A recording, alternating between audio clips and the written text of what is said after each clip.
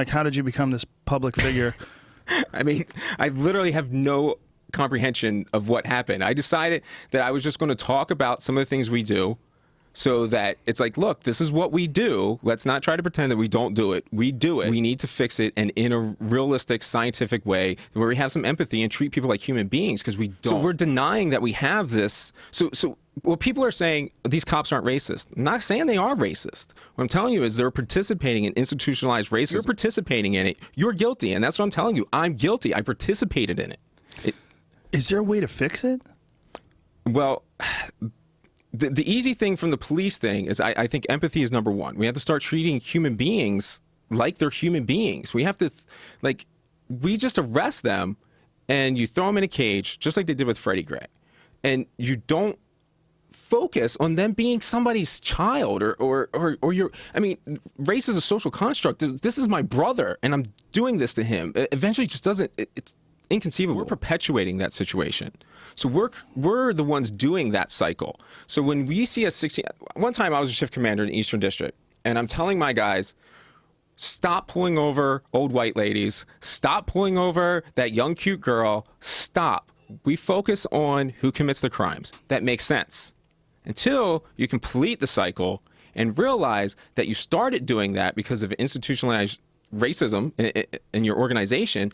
And so when you are jacking up those guys in the corner and you do find that dime bag, so you send him to jail, now he can't go to work the next day, so he loses his job, and then he can't make it to court, so he gets his license suspended, and then he's driving, and then you are focusing on those 16 to 24-year-old black males, so now you're more likely to pull them over. Now you pull him over, now he has a suspended license, now he gets his license revoked, and now he can't get to the job legally, and now he's left with selling drugs on the corner. So we're creating it. We have to step back and realize what the facts are on what we're doing. And the number one problem is the drug war, and then we have money and politics. Those are our two big issues that we have to solve before we get anywhere. So that's our role. That's what we're doing. So your mayors and your politicians are going to continue to encourage that. They're not going to take a risk and say, all right, how do we lower possession of marijuana? You legalize it.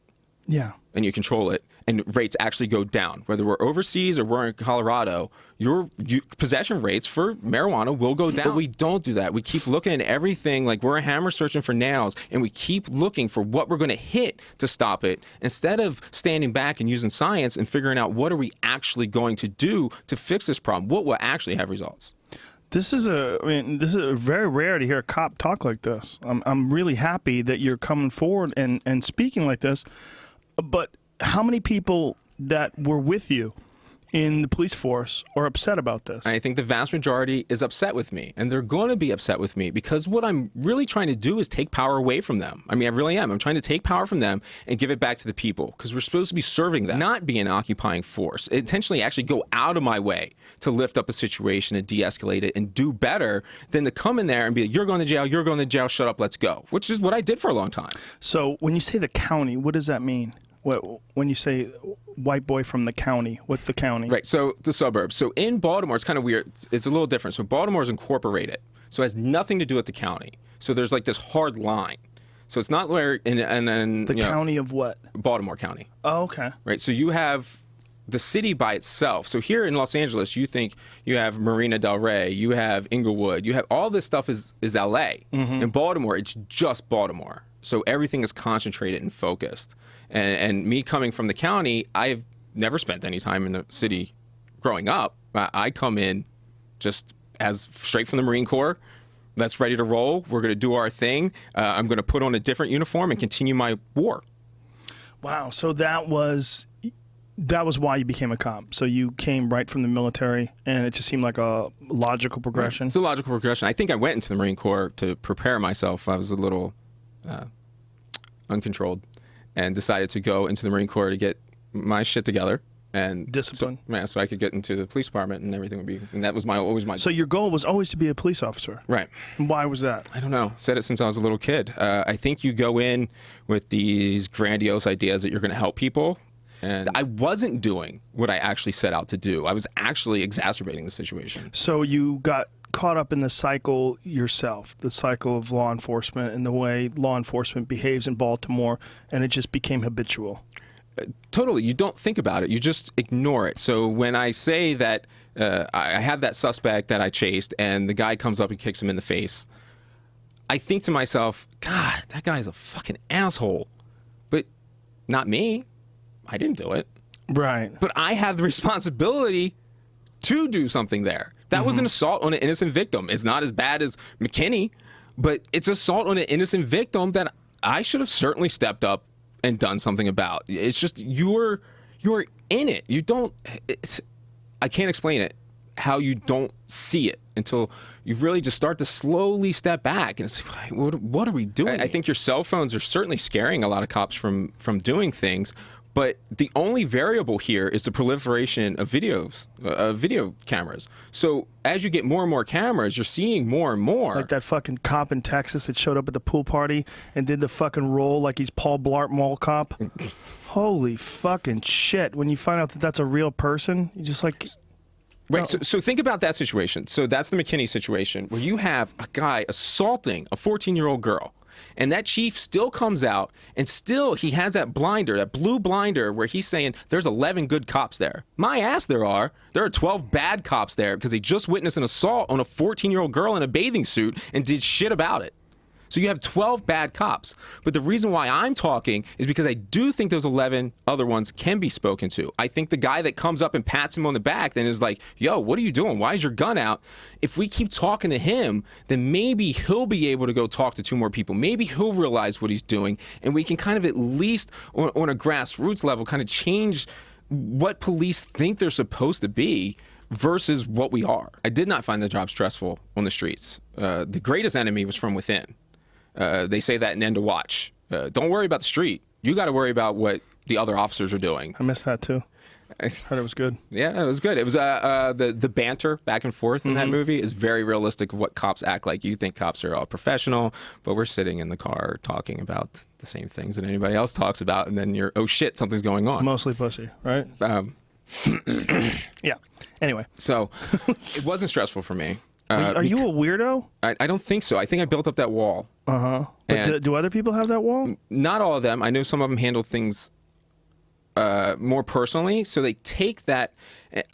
So I don't think we want those people as cops. I understand it's hard for them. I get that. But the job's not for anybody. You're absolutely right when you say the job is nearly impossible. I think it is impossible to do right.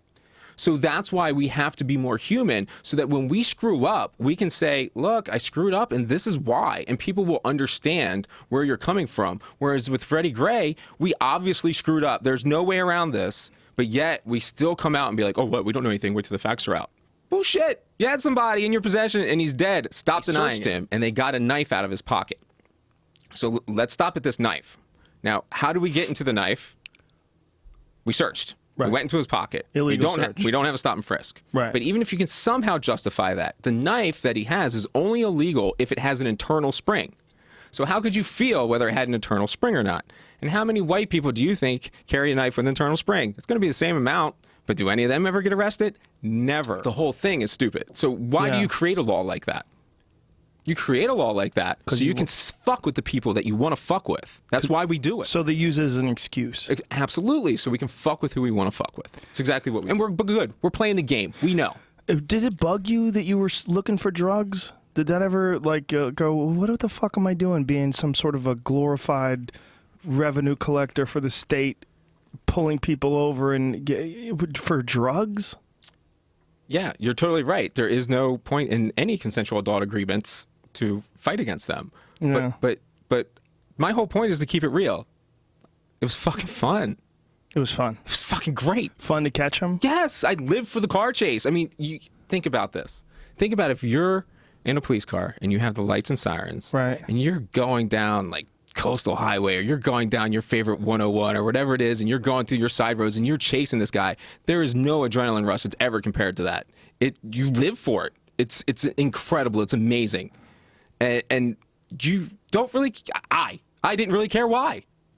Give me the car chase. It was amazing. That's so refreshingly honest. I'm so glad you're talking like this, because I always thought that too. I always felt like it must be exciting for them, like a fucking it's amazing. Cheetah chasing a gazelle. Right. You know? I have 3 good stories we can tell later on. That, I mean, it's just like, oh, you can understand if you were in that situation looking for the target. Yeah, I was. You know, if I had a guy with a knife, I was sitting there, I was telling him, put it down, put it down. But in my head, I'm going, oh, fuck, don't put it down. You want him to come at you so you can shoot I'm him. a fucking cop. I'm going out there. You know, it's Right. like, this is what you do. But you had a line. and I wasn't going to cross it. I certainly was going to cross it. I was ready to shoot if I had to, but I was never going to cross that line. But you kind of wanted to shoot. Sure. Wow. I mean, I come from the Marine Corps. Right. I was in fast team. Right. This is what I did. I was trained from 17. I went in the Marine Corps at 17. I was handled a rifle in boot camp, and I went into special ops, and I was trained day in and day out to kill. That's the honest truth.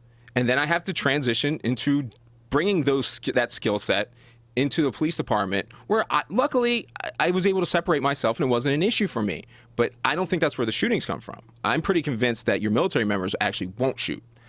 I'm convinced that the shootings come from fear. Fearing that whether we want to face it or not as a nation, it's real, and we have to face it if we want to learn how to police properly, and we actually want to get our nation back to where it is, and we tear down these borders, these things that we do, these social constructs, your flags, your whether we have a line down at Mexico so that they can't come over here and we don't help them, and we have our states, and we do all this so much dumb shit that we just make up to separate ourselves, but there's no difference. He's got more melatonin than I do. Wonderful, whatever.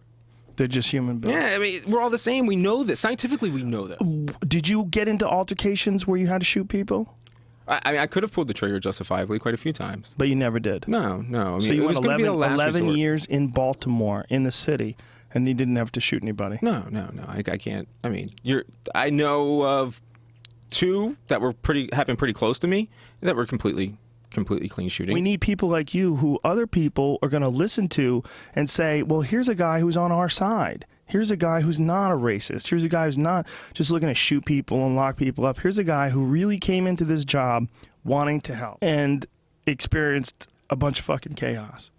Yeah, it's chaos. There's no other better word for it. It's the biggest shit show you'll see is going to an urban environment and being thrust in that, because it's not just, as I'm saying, it's not just a street, it's internal as well. The whole thing is a big clusterfuck of mismanagement, and no one's caring about what we actually need to do. We need to end the damn drug war. This is ridiculous that we're doing this. So that's most of what you're arresting people for.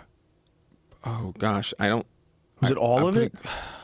90%. Jesus fucking Christ. How crazy is that? How crazy is that? 90%. That's all that matters there is guns and drugs. Guns and drugs. Guns and drugs. Guns and drugs. And guns probably are there so they could sell drugs and defend themselves. And defend themselves, right. Yeah. Fucking A, man. What a crazy, crazy situation. Just a bizarre police state set up by the fact that drugs are illegal. Man. We saw what happened with alcohol, right? Mm-hmm. So gangs take over and you have violence. Do you want to lower the violence? Isn't that the mission of the police? Do you want to lower the violence? Then every single chief out there needs to be saying, hey, we need to end this drug war. Stop it. I think when you violate, somehow or another, you violate either other people's rights or other people's safety or other people's health and welfare, then it becomes a real issue, and you should be prosecuted based on whatever transgressions you've committed. Right. So don't you agree then that the drug war distracts you from actually being 100%. real police? 100%. Totally turns you away Did from. you develop friendships? Did you develop any sort of connection with those folks? None. I was an occupying force. So I go from there and I go to the Northern District, which is this area called Mount Washington. Mount Washington is an upper class, 80% to 90% white. You have judges that live there. You have nice houses, $400,000, $500,000 houses. And now I'm in this environment. And it's like, holy shit, where am I? I'm in white land now. I have this road that's called Cross Country Boulevard, and it has a stream next to it. What the hell am I doing here? So I'm expected to get the same amount of arrests, and I'm expected to write the tickets. So I have bosses that are telling me, like, you're not doing anything. Like, well, what am I supposed to do? I'm like in a good neighborhood. What do I do? So I would leave my area, go to the black neighborhoods, and make drug arrests so that I could appease my bosses with my arrest numbers. So you're continuing that cycle once again. I'm leaving that area to go poach and specifically continue that cycle. And I'm doing it because that's what I'm supposed to be doing. So if you were in a place that had no crime, you would get in trouble. Yeah. I had my one sergeant had to defend me constantly because I went to a post in that same district where I started bringing the crime numbers down, but I didn't have the arrests. And he had to defend me to his bosses, saying like, look, he hasn't had a serious crime in a long time. That's his job. And I was getting criticized the whole time because I didn't have as many arrests. Yeah, that's like the ultimate goal, right? Is to have no crime. Shouldn't that be the metric? That should be. It's not a metric. So a great irony that I had in doing drug work is usually drug work sends you to the deeper into it. And it actually pulled me out because I would interview these guys in the little rooms. And this one guy, Daniel Taylor, is the one I'm specifically remembering. And he was just a marijuana dealer. And he had a kid, and he was struggling to have this kid. He was young. He was trying to help, but he had gotten locked up a lot when he was younger. So he was selling weed to just buy diapers for his kid. And he would tell me his stories, and we would be there, and he would be crying. And it was just like, fuck, there's no difference between this kid and me. There's nothing. The only difference between this kid and me is that when I had a dime bag in my pocket, there wasn't a fucking chance in hell someone was going to look. But he was going to get caught eventually, and it sent him into that spiral. And this could have been a good kid, and I wouldn't be surprised if he was still in jail now. And there was just nothing wrong with him. Our whole system created a criminal out of a decent kid, and it was shocking to me. I knew I was following the rules, and so I had to arrest him. I had to finish this up because I was doing what I was supposed to be doing. But it was kind of heartbreaking to start to see that these people, they weren't different than us. They just had a different environment than us, and we should be changing that environment, not changing them. Wow. What the fuck, dude? What a crazy life you lived. Yeah, I didn't think about it like that at the time. Right, but now being out of it, how long did it take before you realized how fucking crazy it was? It started when I was in, but It started with talking to that kid that was right, crying. and then realizing that this wasn't a war. This is ridiculous that we were doing this. This was not the enemy. This was a socioeconomic problem that we had to deal with. But this isn't the enemy. We are not at war. It's just preposterous. So by being embedded in their community, you recognize that we really are, or you really were, an occupying force in just a community that's trying to get by. Just a bunch of people that are just like you or I, but their circumstances were unfortunate. They were born into this situation where this cycle is perpetuated over and over and over again, and you got a chance to see it. Did the futility of it all, was that obvious to you? Yeah, incredibly obvious. There's no point. So I remember a case we had where there was a group that was selling drugs, and we worked on it for about a week or two, took down the whole group, and 2 days later, there was a whole new crew running the exact same neighborhood, doing the same product, and we were just like,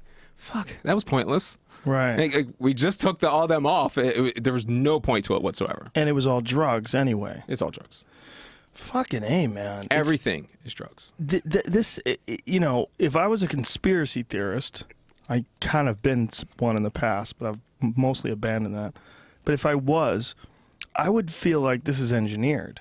I would feel like this is just set up to make sure that these people stay poor, that you keep arresting people, and you keep this cycle going. I don't think you're a conspiracy theorist.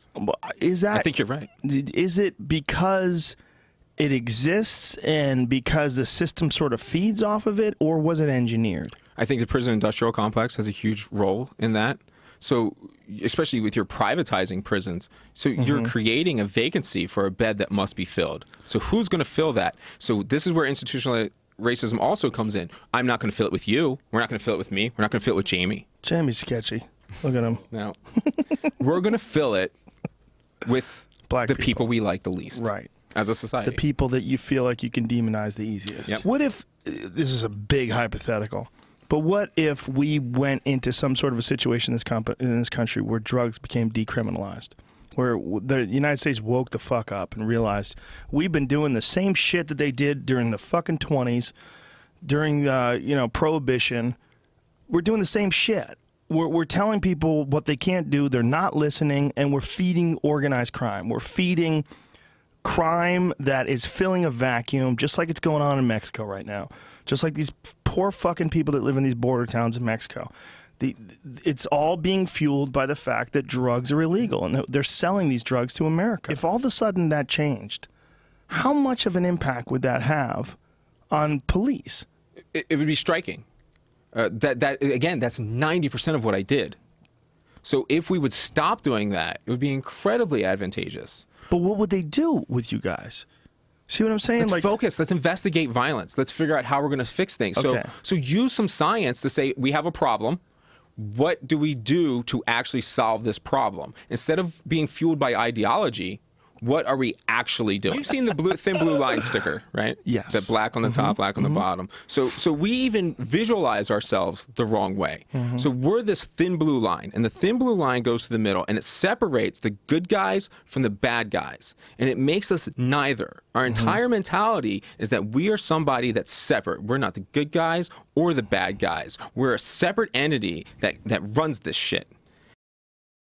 Do we have a problem with power? We have as human beings? Maybe we do. So let's acknowledge that and put measures in place so that we don't exceed our power boundaries. Have some checks and balances in law enforcement, because we have zero.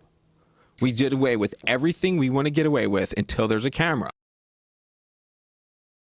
If we can just talk and start opening up as humans and be nice and be empathetic, then we're going to work all of this out. I think when we look back at this time, 100 years from now, when people look back, when we're dead, they're going to look back and go, God, it was a fucking crazy time to be alive. That internet just fucking threw a monkey wrench into the whole gears. Clank. You don't hear any "we are all brothers and sisters" on Fox News. You don't hear that. What do you hear? You hear crime statistics. You know, you hear Nancy Grace with 2 Chainz debating about marijuana. I mean, you really, that's what you hear. You hear bullshit, nonsense. You don't hear any soul. You know, no one's got a goddamn heart. No one recognizes the fact that this is a temporary existence. We're going through a temporary existence, and there are so many of us. And there's pockets that seem almost unmanageable because they've been fucked over for hundreds of years, and there's just a swarming chaos in these areas.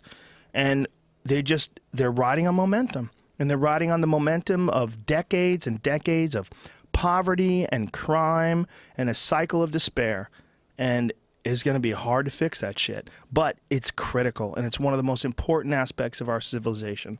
If we don't fix that, our civilization is nonsense. It's not that hard. Instead of being a fucking vampire and arresting people for crack and pulling people over and doing the same goddamn shit that everybody's been doing for the last 100 years. It's striking how much we do things similar. One of the things we found when we were messing around digging through files is we found an action plan. And these action plans, like, so a big crime happens and the shift commander will draw up an action plan, send it up, what he's going to do to address this problem. And this action plan was from the 1970s. We found it in like 2010. Whoa, and you found it? We found it in a drawer, and it was the exact same action plan as the other shift commander was doing. It was like the same corners, the same response, the same plan. So like for 40 years, nobody's changed anything, and you have the same corners being the same problems with the same families and doing the same things, and the police are doing the exact same goddamn thing in response. Wow. It's unbelievable how we're doing this, and that's what these talks have to get us to do, is to do exactly what you're saying. Communicate, lift up the country. It doesn't make any sense that we would treat a medical problem like it's a criminal problem and put those people into a jail cell, drug addicts into a jail cell. It doesn't make any sense. So you're dealing with like a 2.5 foot, 3 foot target? Yeah, it's almost impossible to miss. And all you have to do is get 70% and you pass? Yeah.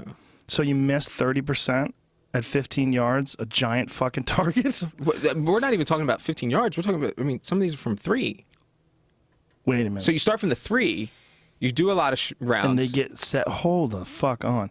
70%? Right, so you can actually qualify before but you're you not even go shooting deep. A person. I know. So this isn't even adrenaline. It's not even crazy. No, this is ideal situation, ideal circumstances. So it's all. It should be 100%. I know. 100, or they kill you. They should kill you. Take you out back. 100. Yeah, 100. Maybe get a different try. I've had 98s from time to time. But they shouldn't be there. It's staggering. People don't understand what we're talking about. When you say the job is impossible, it is completely impossible, especially with the amount of training that they have. Oh my God, I don't understand how they don't train you how to do that. They don't train you how to use firearms correctly? No, nobody. Accuracy? They train you how to breathe while you're shooting? They tell you all these things, but they don't train you. They don't have time. So the instructors, they know what they're doing. Right. But they don't have time to take somebody that has no idea what the hell they're doing, or what's even worse is somebody that has bad habits, and break those habits so they can be a decent shooter. There's no time for it, and it's not going to happen. There's no standard. So if they don't pass, they just keep shooting them and shooting and shooting and shooting until you pass. So you just keep doing it, or you learn. You know, no, there's no learning. I mean, they just keep learning, and you only do it once a year. What? Right. What? Once a year. No practice. What the fuck are you talking about? No practice. Once a year. No. Yes. Oh my God. Right. That's what I'm saying. I couldn't do this job without the Marine Corps. Oh my. So the only reason I was any good. But was from the Marine Corps. How many guys were in the service that you worked with? Maybe 20%. So 80% have no experience. Couldn't hit the broadside of a barn. Oh my God. It's a Will Ferrell movie. You could Seth do it. I mean, Rogen, that's what Will it feels Ferrell like. That's movie why I about say. Cops. Yeah, I say about the banter. I mean, that's really. It seems that way a lot. God damn it! I can't believe that. So no self-defense training. What is there is just pointless. You don't have to have like a certain degree of proficiency in hand-to-hand combat. No, they do like wrist locks and carries and stuff like that. But, wrist locks? Yeah, these are things that in a real scenario we can't do. So you got to be a bad motherfucker. We can do a to pull drill. Off a wrist lock. Yeah, you can do a drill and put me to the ground with my wrist. But in real life, you're never getting my wrist. That's a very vulnerable spot. You know, ow! We're not going to really teach cops to strike. You're just not going to get anywhere. The best way to learn. You're right. The getaway, you might actually be onto something there. That could be that's something we should be doing, because what we do is we fear things. So remember, we fear that guy can hit us. We fear that. So we should have an understanding of whether he or she would actually be capable at that range or capable in this particular situation. I think that for one, if you only had one, I would say Brazilian Jiu-Jitsu. But if I was going to teach something to cops, I would definitely teach them striking. The last thing you want to do is be someone who doesn't know how to strike, and you get punched in the face, and you're seeing stars, your eyes are watery, your legs are buckled, and you don't know what the fuck to do because you've never been there. There's not a physical standard whatsoever. Well, how about chicks? No, no standards. They don't have to have. They don't have to at least be able to like lift their body weight up or something, or do a chin up or something like that? You get through the academy and you're finished. What do you have to do to get through the academy? Whatever it is, it's pathetic and easy. Now, why is that? Is it hard to get people to join the police force? So you have to lower the physical standards? Well, that's one reason why. I would be the prototype. Okay, I have a master's degree. I'm confident. I came from the military. If you go through my training record, you'll see it. It's all there. I would be the prototype. I'm what you're looking for. But you're not willing to pay me what it would take to get somebody like me normally to do it. Right now, if I went into a police department, they would be offering me $42,000 a year. Really? I mean, you don't think I'm going to take a $42,000 a year job, do you? I really think that one really, really good cop can do the job of the 4 or 5 of what we have now. It's not a diss on anybody else. It's we have this problem, and we have this problem. Recognize it. Let's fix it.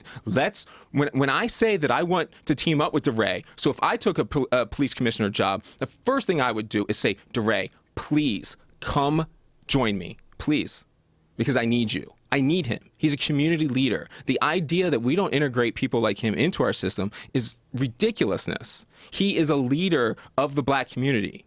I need him if I'm going to run a police agency. And we should not be turning those kind of people away and making like they're some kind of instigators from out of town is what they would call it. They don't hesitate to say, why are they burning that CVS down? Well, that's the only symbolism of corporate America that they even have there, because they don't have a grocery store like you and I do. They don't have anything that we think of as normality. They live in an area that has food deserts, that doesn't have good schools, where the kids ride MTA buses to go to school, where life is, and their parents their father gets locked up because he has that dime bag and he perpetuates the cycle. But yet society keeps telling them, oh, well, pick yourself up by your bootstraps. They don't fucking have bootstraps. We need to have reform in policing. I think that's a great idea. I don't think you need to bring guns into this. Yeah. Guns didn't do anything to anybody. What are the cops killing people? It's people. People are doing it. People kill people. People are killing people. Right. Guns are just sitting there looking beautiful. How many gun deaths happened in England? Fucking English. Bunch of pussies scared to pull a trigger. So the argument, though, that's so funny. Imagine if it turns out they all had guns. Like, I can't quite do it. I was thinking about shooting him, but it just doesn't seem right. I think it's very important that you're talking like this. I really do. Because I think there's a lot of people that would shy away from talking like that, especially someone who's still out of a career in law enforcement, you know? I think my hopes for resuming a career in law enforcement are probably over. This is not about me. Okay. This is about the message.